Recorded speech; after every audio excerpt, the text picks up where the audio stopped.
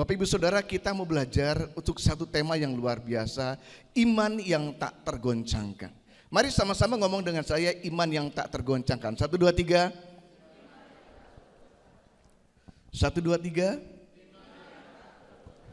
Saudara, kalau kita mau jujur Bapak Ibu Saudara, hari-hari ini ada begitu banyak orang jujur saja mengalami kegoncangan dalam imannya. Ketika masalah bertubi-tubi datang, ya, masalah satu belum beres, udah datang masalah yang lain. Masalah yang satu beres, datang 10 masalah baru. 10 masalah beres, datang 20 masalah baru. Sepertinya nggak beres-beres. Dan akhirnya ada begitu banyak orang-orang Kristen mengalami kegoncangan. Tadi sempat ngobrol dengan Bapak Gembala, ya, Pastor Samuel, dan ini terjadi di mana-mana. Dampak dari pandemi adalah bagaimana banyak orang hari-hari ini belum kembali ke gereja. Alasannya sama saja ibadah di live streaming atau via online. Saudara, saya berani katakan beda banget. Saya jujur jarang melihat orang ikut ibadah live streaming itu menghargai Tuhan, menghormati Tuhan. Ada yang sambil makan kuaci, saudaraku ya, makan kerupuk. Bilangnya ibadah, ya, masih pakai daster, masih di kriwil-kriwil rambutnya, ya, kaki di atas meja, tapi nonton. Saudara, tidak ada penghormatan di situ. Enggak salah ibadah secara online, tapi ibadah yang lebih bermakna itu ibadah di mana kita berkumpul sebagai saudara seiman di tempat ini. Yang percaya katakan amin. Bisa nangkep Bapak Ibu. Jadi para gembala, para hamba Tuhan di tempat ini dan saya pribadi sangat menghargai setiap jemaat yang rela hati datang untuk masuk ke dalam ibadah. Kenapa? Ketika kita beribadah, seperti yang tadi saya doakan, firman Tuhan mengatakan sebab Tuhan adalah roh dan di mana ada roh Allah di situ ada kemerdekaan. Yang percaya katakan amin. Bapak Ibu bisa mengerti. Jadi ibadah di dalam kekristenan itu ibadah yang penuh kuasa. Sekali lagi saya katakan, tidak ada ibadah yang biasa-biasa kalau kita mengerti kebenaran firman. Setiap ibadah di mana kita bisa hadir seperti saat ini adalah saat kita dimerdekakan oleh Tuhan. Yang amin cuma satu, yang amannya banyak. Katakan amin. Aminnya juga lemas. Amin. Katakan amin. 1, 2, 3. Yes, haleluya. Iman yang tidak tergoncangkan. Poin pertama definisi iman. Definisi iman, ya. Ibrani 11 ayat 1, iman adalah dasar dari segala sesuatu yang kita harapkan dan bukti dari segala sesuatu yang tidak kita lihat. Kita punya dasar, ya. Kita punya dasar untuk berharap dan kita punya bukti untuk apa yang tidak kita lihat itu terjadi. Bahasa lain dikatakan itulah iman, Bapak Ibu Saudara. Kita ikut Tuhan Yesus dan kita berbahagia. Tuhan Yesus berfirman, waktu Tuhan Yesus menyatakan dirinya kepada murid-muridnya, Thomas bilang, kalau aku belum mencucukkan tanganku, ya, ke bagian Tuhan Yesus yang dipaku, yaitu tangan, kaki dan lambungnya, aku tidak akan percaya. Lalu Tuhan Yesus menyatakan dirinya, Thomas, cucukkan tanganmu kepada tanganku, kepada lambungku. Lalu di situ Thomas bilang apa? Ya Tuhanku dan Rajaku. Lalu Tuhan Yesus bilang apa? Berbahagialah orang yang tidak melihat namun percaya. Katakan amin. Salami kiri kanan, katakan saudara adalah orang yang paling berbahagia sedunia. Amin. Saya sedang bertemu dengan anak-anak Tuhan yang sangat berbahagia. Kenapa? Karena kita tidak hidup di dalam zaman Tuhan Yesus 2000 tahun yang lalu, tapi kita percaya kepada Dia dan kita mengalami kuasanya. Nah saudara, jadi kita harus mengerti di dalam kondisi yang tidak mengenakan hari-hari ini terjadi begitu banyak kegoncangan, ya. Perang masih terjadi antara Rusia dengan Ukraina, Israel dengan Hamas. Kemarin Israel baru membom juga saudaraku ke Suriah dan itu adalah markas dari pasukan elit daripada Iran. Dunia sedang was-was. Ini akan terjadi apa lagi Iran dengan Israel? Ekonomi dunia sedang gonjang-ganjing karena begitu banyak shifting. Kayaknya nggak ada yang pasti, saudaraku, di dunia ini. Semua serba tergoncang. Tapi puji Tuhan, firman Tuhan juga mengatakan bahwa kita tinggal dalam kerajaan yang tidak tergoncangkan. Yang percaya katakan amin. Supaya nyata apa yang tergoncangkan dan supaya nyata apa yang tidak tergoncangkan. Dan yang tidak tergoncangkan hanyalah kerajaan Tuhan Yesus Kristus. Yang percaya katakan amin. Ketika saudara dan saya tinggal dalam kerajaan Tuhan Yesus Kristus, kita punya iman yang tidak tergoncangkan. Kita nggak akan bergoncang. Yang percaya katakan amin. Sekalipun kiri kanan kita mungkin sedang terjadi goncang sana, goncang sini, percayalah, ketika kita memiliki iman yang tidak tergoncangkan, kita tahu di mana kita menetap, di mana kita berdiri, di mana kita tinggal. Kita tinggal dalam kerajaan yang tidak tergoncangkan. Katakan amin, saudara. Bisa nangkep ya Bapak Ibu ya? Nah, poin yang kedua, kita mau belajar dari Bartimeus. Nah saudara, kalau saya sangat tertarik, kenapa saya masukkan Bartimeus di dalam PowerPoint saya ini, Bapak Ibu Saudara. Saya ambil satu poin. Di dalam kehidupan kita sebagai orang-orang percaya, kita bisa masuk ke dua tahap. Dua probability, dua kemungkinan. Kita dilawat Tuhan atau kita dilewat Tuhan. Saudara mau yang mana?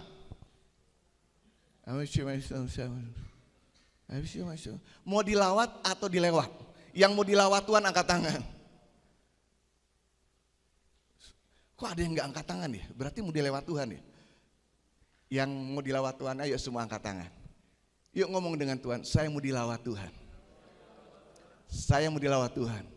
Jangan lihat saya, lihat ke atas, kasih senyum sama Tuhan Yesus. Oke, angkat tangan dulu, saudara senyum kepada Tuhan Yesus, sebentar lagi difoto sama malaikat saudara. Amin. Ya nanti ada fotonya di surga saudara ya. Bisa nangkep? Nah saudara yang kekasih, kita belajar dari Bartimeus. Satu saat Tuhan Yesus dari perjalanan ya, kemudian ada murid-muridnya dan kemudian juga ada banyak orang berbondong-bondong. Bartimeus adalah seorang pengemis buta. Dia sedang ada di dalam pekerjaannya sebagai seorang pengemis dengan jubah pengemisnya. Lalu tiba-tiba dia dengar bahwa Yesus dan murid-murid dan rombongan itu sedang lewat. Kalau kita baca di dalam Markus pasal 10, satu perikop ini khusus belajar tentang Bartimeus saudaraku. Di dalam perikop ini kita lihat bagaimana Tuhan Yesus lewat.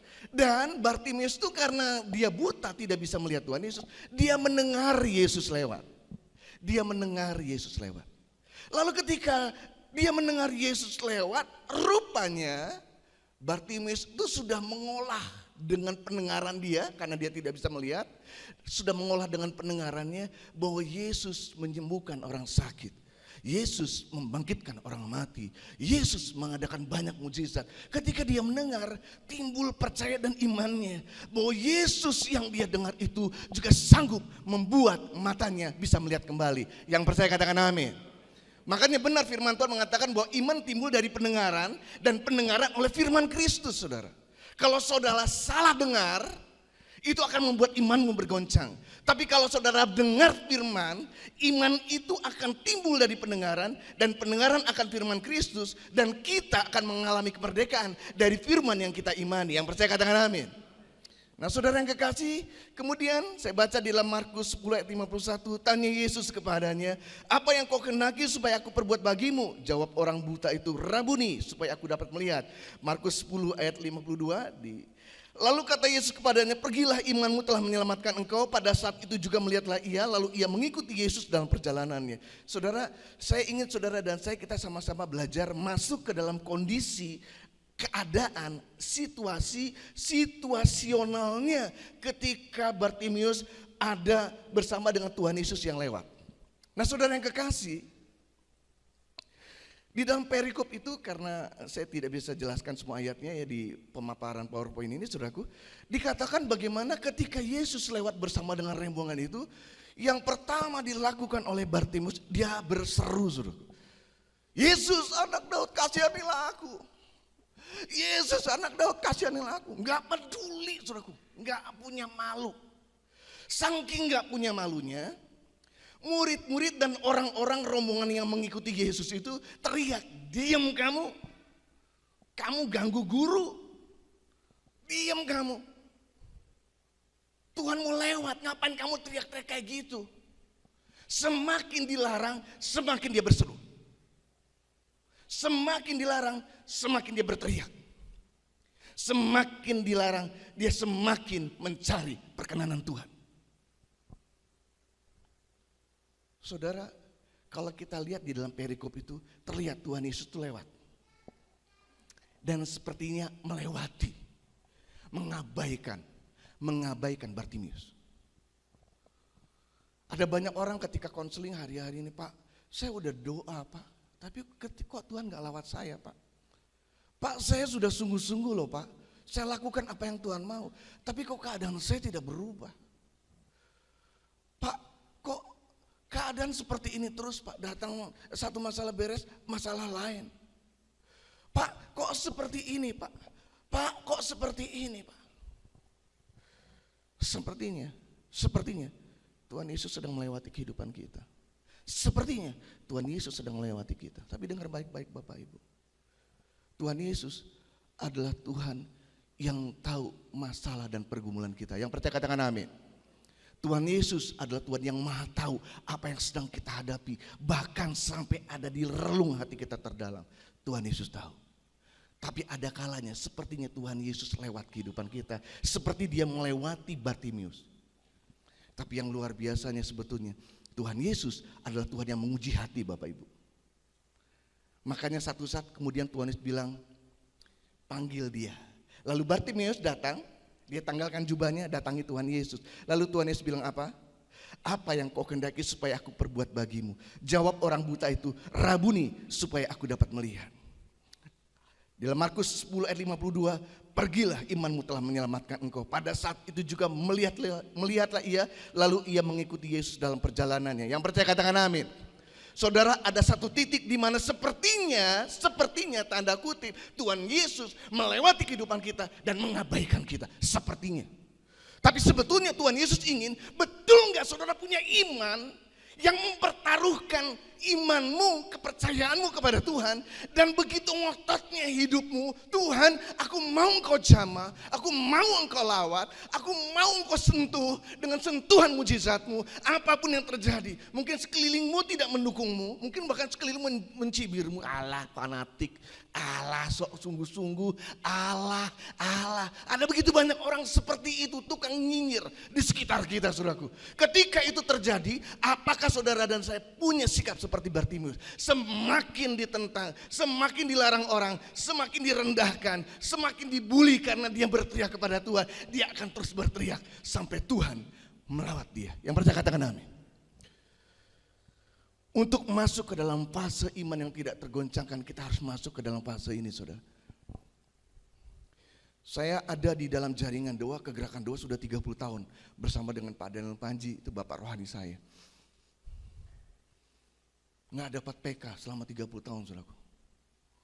Tapi saya mau ada di sini.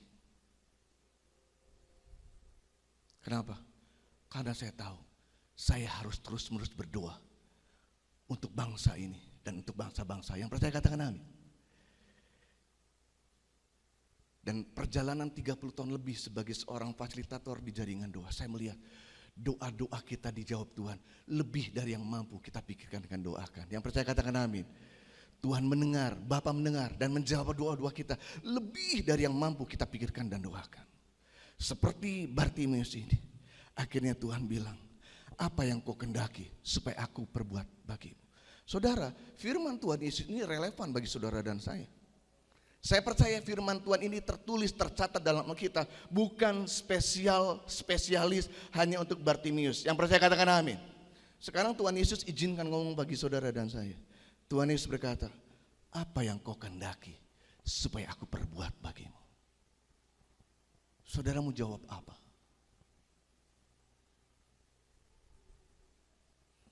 Ciri-ciri orang yang mau dilawat Tuhan adalah, pertama, dia punya iman yang tidak tergoncangkan. Dia fokus kepada Tuhan Yesus dan tidak fokus kepada sekelilingnya yang seringkali bukan mendukungnya, bahkan melemahkan dan menjatuhkannya. Ada begitu banyak orang mungkin kelihatannya mendorong kita, tapi sebetulnya mereka sedang dalam fase di mana apa yang mereka perbuat, mereka perkatakan justru membuat kita down ikut Tuhan. Tapi dengar baik-baik, saudara dan saya harus punya iman seperti Bartimius. Dia tidak lihat sekeliling dia yang memaki-maki dia. Dia tidak lihat sekeliling dia yang membuat dia down. Dia hanya lihat kepada Yesus. Yesus Tuhanku, aku tidak lihat yang lain, aku lihat Engkau. Dan aku mau Engkau melawatku. Dan Tuhan Yesus mengatakan, apa yang kau kendaki supaya aku perbuat bagimu. Yang luar biasa dari Bartimius, Bartimius bukan hanya dapat satu mujizat, langsung 2 mujizat Bapak Ibu. Tuhan Yesus berfirman, pergilah, imanmu telah menyelamatkan engkau. Dan saat itu juga dikatakan, sembuhlah, melihatlah dia. Beri tepuk tangan yang meriah bagi Tuhan Yesus, saudara. Tuhan Yesus adalah Tuhan yang bergerak menyatakan mujizatnya ketika saudara mempercayainya tanpa syarat. Yang percaya katakan amin. Saudara dan saya ketika kita beriman tanpa bimbang, tanpa ragu sedikit pun, percaya kepada Tuhan Yesus Kristus 100%. Enggak ada 1% enggak percaya. Semuanya dipercayakan kepada Tuhan Yesus. Maka Tuhan Yesus adalah Tuhan yang meresponi dengan tindakan yang memberikan mujizat bagi setiap orang yang percaya kepadanya. Yang percaya katakan amin, saudara. Sesulit apapun keadaan saudara dan saya percaya Tuhan Yesus sedang menanti untuk ngomong kepada kita, apa yang kau kendaki supaya aku perbuat bagimu. Tapi syarat sebelumnya harus terpenuhi seperti Bartimius. Percaya kepada Tuhan Yesus 100% tanpa meragukan dia. Amin. Bisa nakah Bapak Ibu? Katakan amin. Nah saudara, pada tahun 2021 waktu ada pandemi COVID-19 Bapak Ibu Saudara,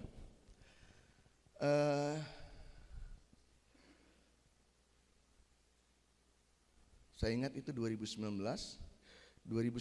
itu saya baru pulang dari pelayanan dari Aceh. Kemudian awal Januari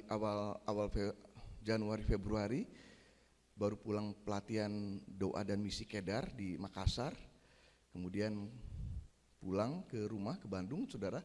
Jadi akhir tahun saya di Aceh, awal tahun saya di Makassar ya, di Sulawesi Selatan. Ada pelatihan doa dan misi di sana Bapak Ibu Saudara. Kemudian masuk ke dalam masa pandemi setelah itu ya. Februari 2020 mulai masuk masa pandemi. Dan 2021 Bapak Ibu Saudara, kami sekeluarga terpapar. Pertama adalah anak saya lagi kuliah online waktu itu ya. Karena memang lagi masa pandemi, kuliahnya di UKSW di Salatiga. Dan tiba-tiba terpapar ya, kayaknya terkena dari sepupu ya, anaknya sepupu yang bukan anaknya keponakan yang datang ke rumah, lalu anak saya terpapar, kemudian istri saya terpapar.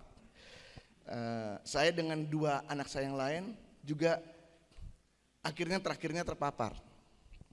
Saya bawa anak saya yang pertama, namanya Stefani, saya bawa ke klinik Bapak Ibu Saudara. Ketika di klinik itu tentu saja di swab seperti itu saudara ya. Dan ternyata hasil swabnya positif, lalu kemudian saya konsultasi sama dokter. Dokternya juga lengkap pakai pakaian astronot saudaraku ya, pakai APD saudara ya. Dan bilang, Pak, Bapak, anak Bapak positif, harus isolasi mandiri. Kalau keadaan memburuk, tidak ada jalan lain, harus opname di rumah sakit. Lalu anak saya shock gitu saudaraku ya. Lalu saya bawa dia pulang, saya bawa hasil tesnya, dan saya bawa surat keterangan dokternya. Nah saudara yang kekasih, ketika di rumah ini saya bilang, Tuhan, saya tuh mungkin 25 tahun ya melakukan penginjilan ke orang jalanan saudara ya. Biasanya seminggu sekali kita bagi nasi kotak ke jalanan kota Bandung, berbagi kasih ya. Dan kemudian ketika ada kesempatan untuk memberitakan Injil, kami akan beritakan Injil ya. Puji Tuhan dari ribuan orang, dari banyak orang di Bandung yang kami layani, ketika kami berbagi kasih itu sudah ada yang jadi hamba Tuhan, bahkan ada yang jadi pendeta saudaraku ya. Tuhan dahsyat, sehingga ada yang jadi hamba Tuhan di sana. Tepuk tangan buat Tuhan saudara ya. Dan di jalanan kota Bandung, jadi kota Bandung itu memang banyak tempat-tempat ikonik ya saudaraku ya, tempat terutama kuliner. Tapi saudara kalau malam itu beda, itu ada ribuan orang tuh di pinggir jalan saudaraku, di emper-emper toko. sangat-sangat menyedihkan, tinggal di gerobak. Ada suami anak-anak 3. Saya dengan istri sering ketemu ibu-ibu menyusui di pinggir jalan, di emper jalan, saudaraku. Ada anak-anak jalanan yang anak-anak itu, kalau anak kita mainnya mobil-mobilan, ini mainnya kecoa gitu. Kecoa dikejar sana ditendang gitu sambil ketawa ketiwi. Ya itu yang mereka temui anaknya. Jadi saudara, saya ketemu orang yang busuk, orang yang borokan, saya ketemu dengan orang yang sakit macam-macam di jalanan. Tapi sejauh ini nggak pernah terpapar tuh penyakit apapun yang ada di mereka. Kok tiba-tiba sekarang anak saya kena gitu COVID, saya nggak terima, saudara. Lalu saya berdua gini sama Bapak, Bapak, Tuhan izinkan ini, Bapak izinkan ini, berarti Bapak punya tujuan. Bapak, dalam nama Tuhan Yesus aku minta, bicara Tuhan. Berarti ada pesan Tuhan yang Tuhan akan sampaikan kepada saya dan saya bisa sampaikan kepada jemaat. Saudara, ketika saya berdoa itu sambil saya lihat nih hasil positif dari COVID-19 dan surat dokter, Roh Kudus bicara. Itu benar atau kebenaran? Benar atau kebenaran? Jadi saya ngobrol gitu ya dengan Roh Kudus gitu ya. Kalau saudara baca Kitab Para Rasul, itu banyak kali peristiwa di mana Roh Kudus itu berkata, kata-kata Roh Kudus, berkatalah Roh Kudus, itu banyak sekali. Karena Roh Kudus itu pribadi ketiga, Allah Tritunggal. Sebagai pribadi dia tuh suka ngomong. Karena itulah pribadi ketiga Allah Tritunggal, Roh Kudus. Makanya Roh Kudus berkata-kata, khususkanlah Paulus bagiku. Roh Kudus bicara, jelas-jelas bicara. Karena dia pribadi. Ya, makanya Bapak ini benar atau kebenaran? Roh Kudus bicara. Nah, itu benar atau kebenaran? Benar atau kebenaran?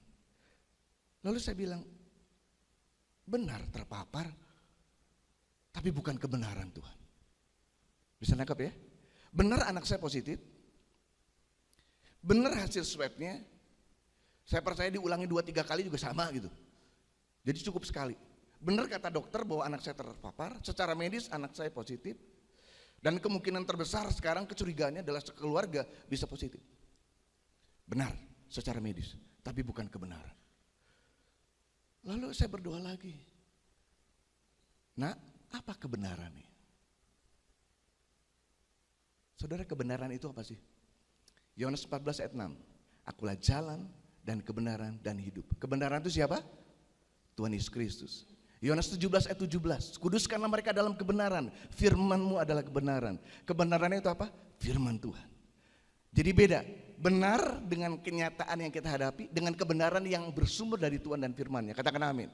Lalu akhirnya saya bilang benar, ini anak kami terpapar, sudah terbukti secara medis, tapi bukan kebenaran. Lalu saya ngomong sama anak saya, kita bangun mesbah, ngomong ke istri, kepada anak saya yang lain, jadi 3 anak saya kepada istri, kami berlima, kami bangun mesbah, kami doa, kami sama-sama katakan, benar Tuhan kami terpapar, dan mungkin saya dan kedua adiknya ini dari Stefani akan terpapar. Istri saya juga udah mulai batuk-batuk parah, saudaraku, ya terpapar. Tapi saudara yang kekasih, kami katakan, dalam nama Tuhan Yesus benar kami terpapar, tapi ini bukan kebenaran. Kebenarannya kami deklarasikan, 1 Petrus pasal 2 24b, oleh bilur-bilurnya kamu telah sembuh. Oleh bilur-bilur Yesus Kristus kami sekeluarga telah sembuh. Kami doakan, kami bangun mesbah, hampir tiap hari saudaraku kita doakan, kita deklarasikan saudaraku. Dan puji Tuhan, mujizat terjadi. Saudara saya sempat pontang-panting cari obat sana, cari obat sini saudaraku. Waduh, ya nggak dapat obat saudaraku ya. Dan akhirnya saya ingat sekali tanggal 31 Juli akhirnya kami sekeluarga ke sebuah klinik. Beda dengan klinik di mana kami periksa, ke klinik yang lain saudaraku supaya hasilnya real. Jadi bukan rekayasa, jadi kami ke klinik yang lain saudaraku. Dan ketika saya bilang sama dokter, dokter kami mau tes COVID-19. Dokternya, oh gitu ya, sebentar silakan tunggu. Dokternya yang tadinya cuma pakai masker tiba-tiba pakai pakaian astronot saudaraku, pakai APD. Dan kami semua dicolok hidungnya saudaraku ya. Dan hasilnya saat itu semuanya kami 5-5-nya negatif. Beri tepuk tangan yang meriah bagi Tuhan saudara. Saudara bisa nangkep. Benar, kami terpapar. Benar, sekarang mungkin ekonomi lagi sulit, betul? Benar kan? Benar, ada begitu banyak kegoncangan. Benar, tapi bukan kebenaran. Yang harus saudara dan saya perkatakan adalah kebenaran firman. Baik Tuhan, memang kondisi ekonomi mungkin sekarang sedang tidak baik-baik, tapi aku adalah orang yang berharap bersandar kepada Tuhan. Diberkatilah orang yang mengandalkan Tuhan, yang berharap pada Tuhan, yang tidak mengandalkan kekuatannya sendiri. Yang percaya katakan amin. Masa depan sungguh ada dan harapanmu tidak akan hilang. Yang percaya katakan amin. Apa saja yang diperbuatnya berhasil, katakan amin. Itu kebenaran dan itulah yang harus kita deklarasikan. Ketika kita deklarasikan, terjadi di alam roh, terjadi di alam nyata. Banyak orang ngomong, ini orang Sunda ya, aduh liar aing. Aduh mumet aku. Ya liar bin mumet terus tiap hari saudaraku. Menurut ucapanmu kau akan dibenarkan, menurut ucapanmu pulang kau akan dihukum. Makanya perkatakan firman. Perkataan iman berdasarkan firman. Yang percaya katakan amin. Itu akan terjadi dalam hidup kita. Yang percaya katakan amin. Dan puji Tuhan kami sembuh saudara. Saudaraku itu intimidasinya waktu kami isolasi mandiri, saudaraku intimidasi. Bersyukur tetangga baik ya. Tiap hari tetangga tuh gantian saudaraku. Di gerbang rumah tuh naruh makanan gitu. Ada yang ayam goreng, ada yang nasi saudaraku. Bergantian tiap hari saudaraku. Kami gak bisa keluar. Salah satu pendoa senior jaringan doa wanita di Bandung Pak Samuel. Yoel, kowe udah minum obat? Udah. Tak kirimi obat ya? Iya boleh dikirimin, makasih dikirimin. Pokoknya asal obat saudara. Ini apa ini obat apa? Ya udah diminum aja dalam nama Tuhan Yesus saudara ya sambil berdoa. Terus saudaraku waktu kita sembuh dia bilang, Yoel kamu masih hidup? Kamu masih hidup? Loh iya bu, ibu ngedoain saya mati ya? Oh enggak bukan gitu. Koncoku katanya, temanku, ini dia dokter gigi ya, pendoa senior dari jaringan wanita. Punya 4 apotek besar di kota Bandung, obatnya sampai jutaan puluhan juta, mate. Kowe kok irup katanya. Dia bingung saudaraku. Yang pakai obat yang hebat-hebat malah mati. Karena memang punya apotek besar di kota Bandung, 4 apotek besar di kota Bandung. Temannya dia ini, kowe kok irup? Memang beda ya kowe ya katanya. Yang membuat beda tuh iman di dalam Tuhan Yesus. Beri tepuk tangan yang meriah bagi Tuhan, saudara. Bisa nangkep Bapak Ibu? Iman itu bukan bergantung kepada apa yang benar di depan kita, tapi kepada kebenaran. Bisa nangkep? Bisa nangkep Bapak Ibu? Lanjut. Kemudian iman yang sederhana, poin ketiga, iman yang sederhana mendatangkan mukjizat. Ini luar biasa, Matius 9 ayat 21-22. Karena katanya dalam hatinya, ini perempuan yang pendarahan 12 tahun. Katanya dalam hatinya, bukan ngomong baru dalam hati nih, dalam hati. Katanya dalam hatinya, asal ku jamah saja jubahnya aku akan sembuh. Tetapi Yesus berpaling dan memandang dia dan berkata, teguhkanlah hatimu hai anakku, imanmu telah menyelamatkan engkau. Maka sejak saat itu juga sembuhlah perempuan itu. Yang percaya katakan amin. Saudara, saya takjub dengan Tuhan Yesus. Tuhan Yesus, Tuhan yang mengenal isi hati. Katakan amin. Tuhan Yesus tahu loh saudara percaya atau meragukan dia. Tuhan Yesus tahu loh kau beriman atau setengah iman, setengah ragu. Seorang hamba Tuhan mengatakan ketika saudara ragu, bimbang dan khawatir, saudara sedang melakukan penyembahan terhadap setan. Di mana ada keraguan, gak pernah Tuhan tuh posisinya disembah. Betul atau betul? Di mana saudara mengalami kekhawatiran, keraguan, dan kemudian bimbang dengan Tuhan. Sebetulnya di situ yang sedang disembah bukan Tuhan Yesus, tapi setan yang berhasil membuat engkau ragu akan Tuhan. Makanya gak boleh kita ragu, gak boleh kita khawatir dan takut. Yang percaya katakan amin. Ketika Tuhan Yesus melihat perempuan yang sakit pendarahan ini saudaraku, Tuhan Yesus sudah tahu isi hati wanita yang 12 tahun pendarahan. Tuhan Yesus tahu penderitaannya 12 tahun sakit pendarahan saudaraku, sampai harta bendanya habis. Tuhan Yesus tahu dia nggak berani ngomong karena mungkin dia datang kepada Tuhan Yesus, mau menghampiri Tuhan Yesus, mungkin badannya bau, kotor, jorok, menjijikan. Maka dia cuma ngomong dalam hati, asal ku jamah jubahnya saja, maka aku akan sembuh. Baru ngomong di dalam hati aja Tuhan sudah respon saudara. Bisa nangkap? Dan respon Tuhan tuh langsung ngasih lagi 2 mukjizat. Teguhkanlah hatimu hai anakku, imanmu telah menyelamatkan engkau. Langsung saat itu juga dia beriman, langsung seperti Bartimeus, dia juga diselamatkan dan namanya terdaftar di surga. Yang percaya katakan amin. Mujizat terbesar dari manusia adalah keselamatan jiwa. Bartimeus dan wanita yang sakit pendarahan ini sama-sama dapat dua. Baru yang keduanya adalah dia mengalami kesembuhan, stop pendarahannya. Katakan amin. Iman yang sederhana mendatangkan mukjizat. Sederhana saja saudara. Pokoknya saya percaya Tuhan Yesus. Di hatiku, dalam pikiranku, dalam tindakanku, aku percaya Tuhan Yesus. Apapun yang terjadi, aku akan selama-lamanya ikut Tuhan Yesus. Yang percaya katakan amin. Yang keempat, poin yang keempat, iman yang percaya kedaulatan Tuhan. Di dalam Daniel pasal 3 ayat 17 dan 18 saya baca, jika Allah yang kami sembah, jika Allah yang kami puja sanggup melepaskan kami, maka ia akan melepaskan kami dari perapian yang menyala-nyala itu dan dari dalam tanganmu ya Raja, Raja Nebukadnezar. Tetapi seandainya tidak, hendaklah Tuanku mengetahui ya Raja bahwa kami tidak akan memuja dewa Tuanku dan tidak akan menyembah patung emas yang Tuanku dirikan itu. Bapak ibu saudara dengar baik-baik. Sadrak, Mesak dan Abednego dihadapkan kepada satu kenyataan di mana Raja Nebukadnezar membuat ultimatum dan membuat pengumuman di hadapan wali-wali raja, para bupati, petinggi, ahli hukum dan semua orang-orang di dalam kerajaan Nebukadnezar. Dan ketika raja ini membuat patung dewa yang dia sembah, dia maklumatkan kepada seluruh negara-negara jajahannya, kerajaan-kerajaan jajahannya dan kerajaan dari Nebukadnezar, siapa yang tidak menyembah patung yang didirikan, patung dewa yang disembah oleh Raja Nebukadnezar, semuanya akan dicampakkan ke lautan api yang menyala-nyala. Saudara, Sadrak, Mesak dan Abednego memilih untuk tetap menyembah Tuhan sekalipun resikonya mati. Makanya saya senang sekali ada satu lagu, bahkan di dalam api pun ku kan menyembahmu. Dalam api pun kita tetap menyembah Tuhan. Katakan amin. Kok gak ada yang amin sih? Amin. Atau kayaknya sudah ada penglihatan ya, ada ayam goreng, saudaraku ya. Ada apa? Makanan-makanan enak, saudara ya. Nanti dulu lah, penglihatan itu singkirkan dulu dalam nama Tuhan Yesus, saudara ya. Fokus ke firman. Katakan amin, saudara. Ya. Haleluya. Dan saudara yang luar biasa, Sadrak, Mesak dan Abednego ini akhirnya dicampakkan ke lautan api yang menyala-nyala.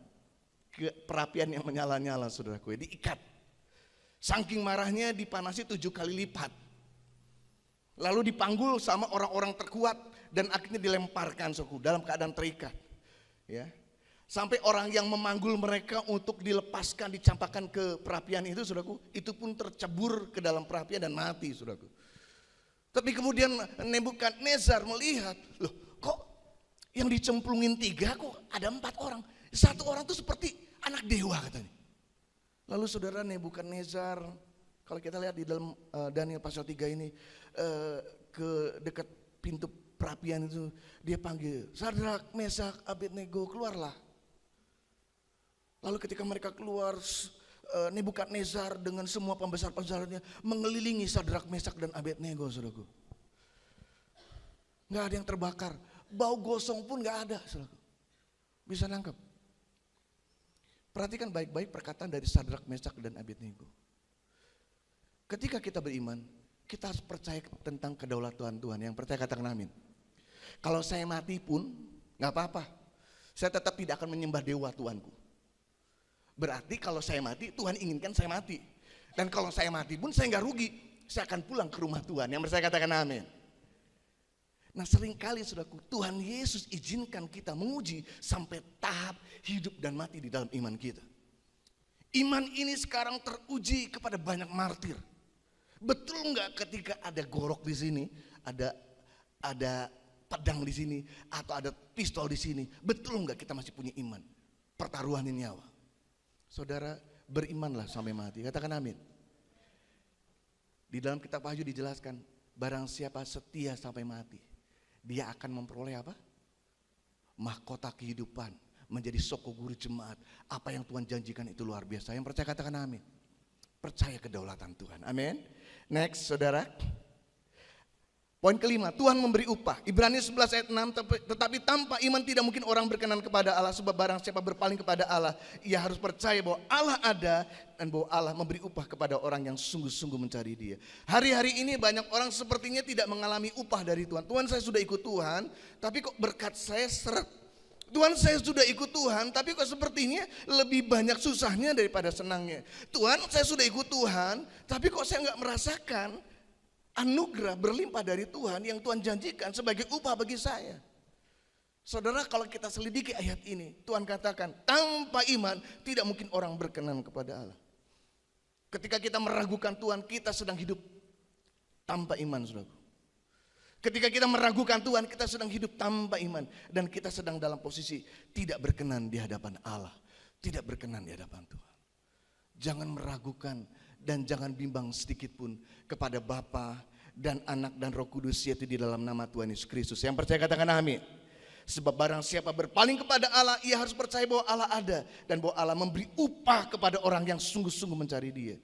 Ketika kita sungguh-sungguh mencari Tuhan, dengar baik-baik, ada upah menanti, ada kasih karunia, ada limpahan berkat, ada anugerah, ada mukjizat, ada perkenanan Tuhan, ada begitu banyak hal-hal sorgawi, harta-harta sorgawi yang indah yang Tuhan lepaskan dalam hidupmu, dalam keluargamu, dalam studimu, dalam pekerjaanmu, dalam bisnis usahamu. Apa saja Tuhan akan berikan upah sehingga apa saja yang kau perbuat dibuat berhasil. Yang percaya katakan amin dalam nama Tuhan Yesus, saudara. Beri tepuk tangan yang meriah bagi Tuhan.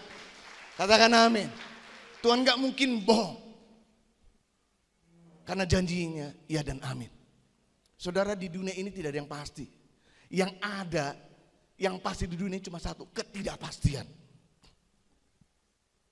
Gak ada yang pasti, betul. Yang ada di dunia ini cuma satu, yang pasti ketidakpastian. Besok bisa sama dengan hari ini? Enggak. Besok bisa aman lagi enggak? Belum tentu. Besok bisa damai lagi enggak? Oh, itu perang tuh. Malah tambah lagi perang. Yang satu berdamai, yang satu perang. Enggak ada kepastian.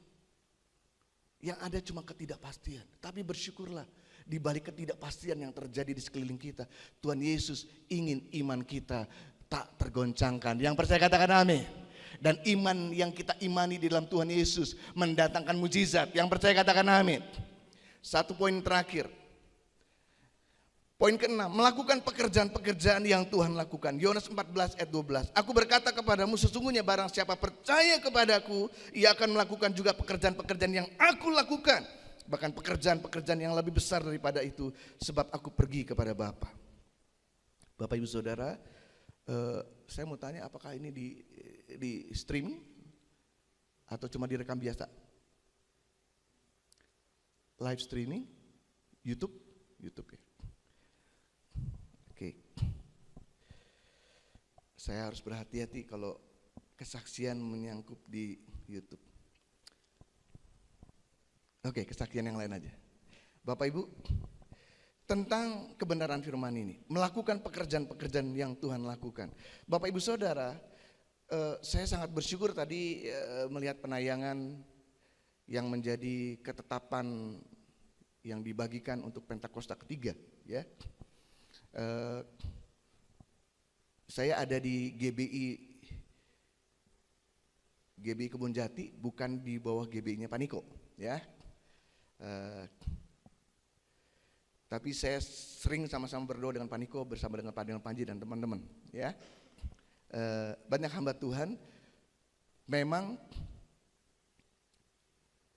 tidak sepakat dengan istilah Pentakosta ketiga. Bagi saya nggak masalah. Karena saya tangkap isi hati Tuhan melalui Pak Niko bahwa kegerakan dan lawatan Tuhan, yaitu pencurahan Roh Kudus besar-besaran, akan membangkitkan gereja Tuhan bersatu, berkolaborasi, bersinergi untuk masuk ke dalam pelaksanaan amanat agung Kristus. Yang percaya katakan amin. Ini yang saya tangkap, ini yang saya imani. Jadi bukan masalah istilah. Dan saya tahu persis doa-doa dari hamba Tuhan ini luar biasa. Selalu di dalam doa, di mana kami mengadakan konser doa secara bersama, ya. Pak Niko adalah seorang hamba Tuhan yang punya hati yang luar biasa untuk kegerakan doa dalam kesatuan tubuh Kristus. Makanya selalu saya terlibat dan saya ikut dengan Pak Daniel Panji dan sering kami pakai di SICC ya, dalam kegerakan-kegerakan doa lintas aras, lintas gereja dan pelayanan. Saya senang sekali kalau berdoa bersama-sama dan di sana ada Paniko yang menyampaikan pesan Tuhan. Nah saudara yang kekasih, saya mau sampaikan begini. Bahwa Tuhan Yesus rindu kita masuk ke dalam satu fase. Tema kita adalah yang saya bagikan, iman yang tidak tergoncangkan. Tuhan Yesus rindu saudara dan saya masuk kepada satu fase di mana iman kita tidak tergoncangkan, yang percaya katakan amin.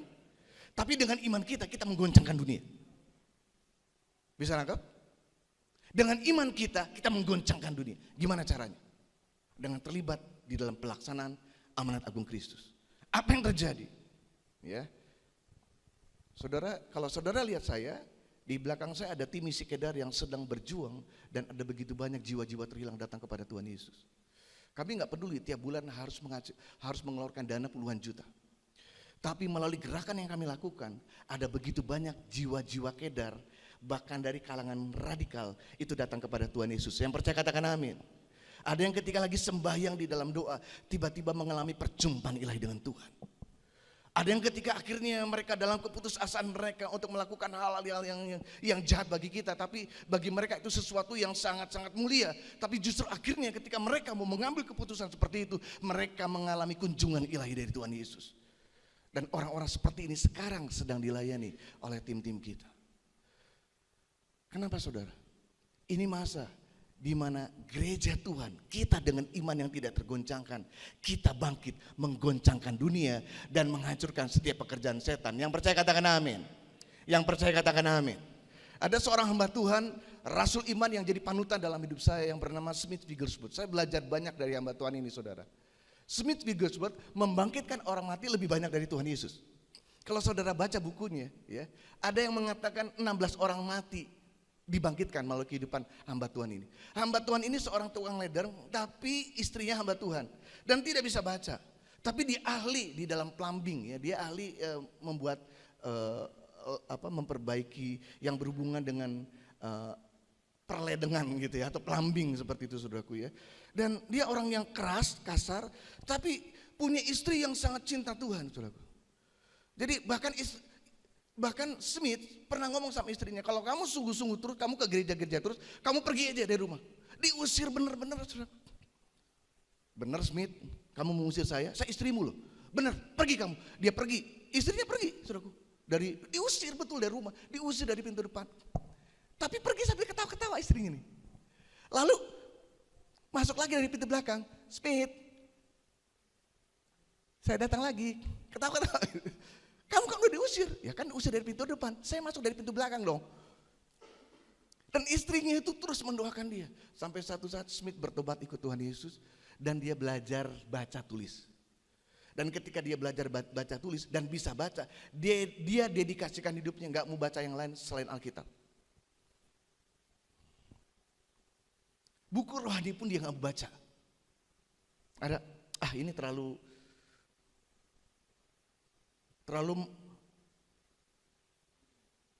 menguatkan si penulisnya. Saya ingin Tuhan Yesus saja yang dimuliakan. Saya ingin Roh Kudus yang bekerja luar biasa. Itulah Smith saudaraku.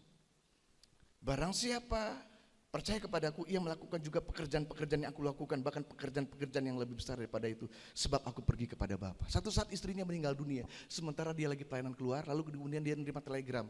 Jadi saudara, kalau kita sekarang begitu mudahnya terhubung ya, dimanapun kita bisa dihubungi. Smith waktu itu lagi pelayanan keluar, sementara ternyata istrinya meninggal dunia. Jadi kemudian dia datang, keluarganya sudah masuk ke semua ya, lalu jenazah istrinya ada di ruang kamar dia saudaraku ya.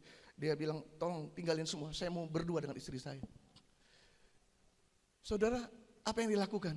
Istrinya dibangkitkan. Dalam nama Tuhan, bangkit istriku, bangkit istrinya. Smith, kenapa kamu bangkitin saya? Bapak sudah memanggilku. Aku masih butuh engkau istriku. Aku masih butuh engkau. Bapak lebih mengasihiku dan Bapak lebih butuh aku. Aku pergi duluan ya sayang. Oh gitu ya. Ya udah pergi. Tak mati lagi. Saudara baca bukunya Smith Wigglesworth, rasul iman dari Inggris.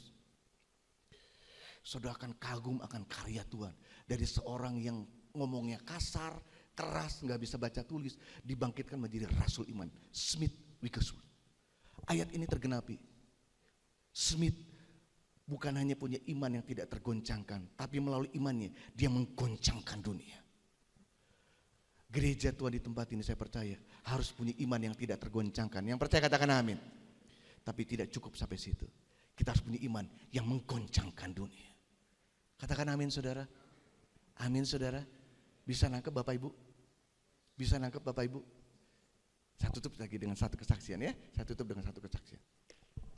Beberapa tahun yang lampau saudara, saya diminta mendoakan seorang ibu yang sakit kanker usus. Nah saudara, ketika saya datang ke sana, ibu ini sudah didoakan oleh banyak hamba Tuhan besar, hamba Tuhan kecil, hamba Tuhan sedang. Saya nggak tahu hamba Tuhan besar itu kayak apa, mungkin badannya besar-besar, sedang-sedang. Saudaraku, waktu masuk ke kamarnya ya kamarnya sederhana lah gitu.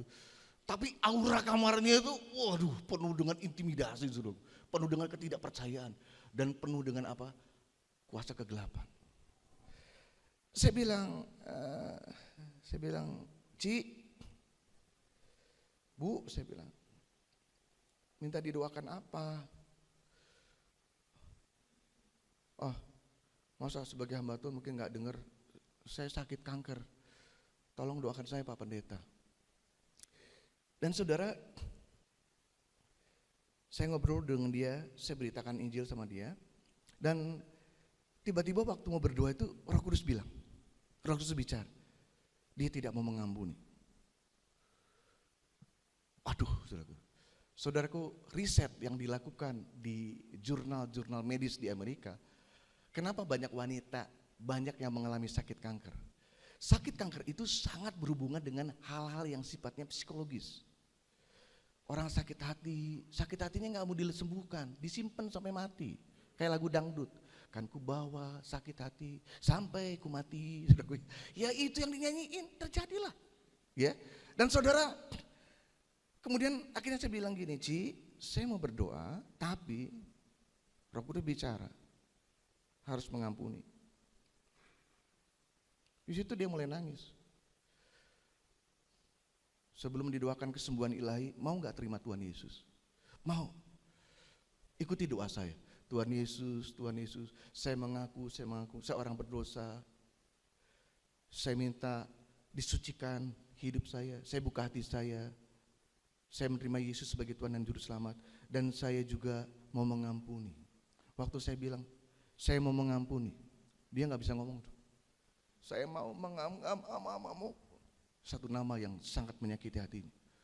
Saya gak bisa, nangis sejadi-jadinya.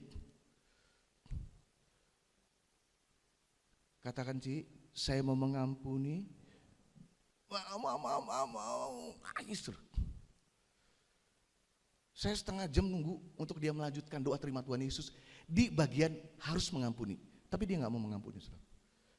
Akhirnya saya bilang, Ci, saya maaf, saya nggak bisa lanjutkan karena Tuhan Yesus berfirman, barang siapa tidak mengampuni orang yang bersalah, maka Bapa yang di surga juga tidak akan mengampuni kesalahanmu. Jikalau kamu mengampuni kesalahan orang, maka Bapamu yang di surga juga akan mengampuni kesalahanmu. Jikalau kamu tidak mengampuni kesalahan orang, Bapamu yang di surga tidak akan mengampuni kesalahanmu. Lalu dia gak mau berhenti. Saya bilang, Ci, saya permisi ya, saya gak akan bisa berdoa lagi. Waktu saya mau keluar kamar, saudaraku, dia panggil, ya saya mau. Saya datangi lagi, ikuti doa saya, diulang lagi, saudaraku. Sampai saya dia bilang, saya mengampuni. Ketika dia mengampuni, apa yang terjadi? Saya percaya itu firman itu dahsyat ya. Jikalau kamu mengampuni kesalahan orang, maka Bapamu yang di surga mengampuni kesalahanmu, saudaraku. Apa yang terjadi, saudaraku? Itu pintu mujizat itu terbuka, terasa banget hadirat Tuhan di ruangan itu, saudaraku. Dan dia menangis jadi-jadinya. Dia terima Tuhan Yesus dan dia melepaskan pengampunan atas orang yang menyakitinya. Orang terdekat dalam kehidupannya. Saya gak bisa sebutkan namanya, saudaraku. Dan akhirnya saudaraku dengan sukacita, dengan berbinar-binar, dia akhirnya terima kasih. Dia salami saya, makasih ya Pak Pendeta, makasih. Lalu saya pulang dari situ, saudara. Dan dia disembuhkan. Beberapa tahun kemudian saya dengar dia meninggal, tapi bukan karena sakit itu. Karena memang dia juga sudah tua, saudara. Bicara ke Bapak Ibu, dia disembuhkan Tuhan. Kenapa? Barang siapa percaya kepadaku, ia akan melakukan juga pekerjaan-pekerjaan yang aku lakukan. Bahkan pekerjaan-pekerjaan yang lebih besar daripada itu. Yang percaya katakan amin. Saya tidak bisa menyembuhkan dia yang sakit kanker usus. Saya punya kuasa apa? Saya nggak punya apa-apa. Tapi kuasa Tuhan Yesus bekerja untuk menyembuhkan dia. Katakan amin. Dan Tuhan izinkan mujizat itu terjadi di depan mata saya karena saya percaya kepada Tuhan. Bisa nangkap saudaraku? Smith bisa menyembuhkan orang mati lebih banyak dari Tuhan Yesus. Bukan Tuhan Yesusnya tidak bisa, Tuhan Yesus bisa, tapi nggak diperintahkan Bapa. Makanya cuma sekian yang dibangkitkan dari antara orang mati. Tuhan Yesus melakukan persis apa yang diperintahkan Bapa dan itu yang dilakukan. Dan firman Tuhan persis tergenapi atas setiap hamba Tuhan yang percaya kepada firman-Nya. Imannya tidak tergoncangkan dan melalui imannya dia menggoncangkan dunia. Yang percaya katakan amin.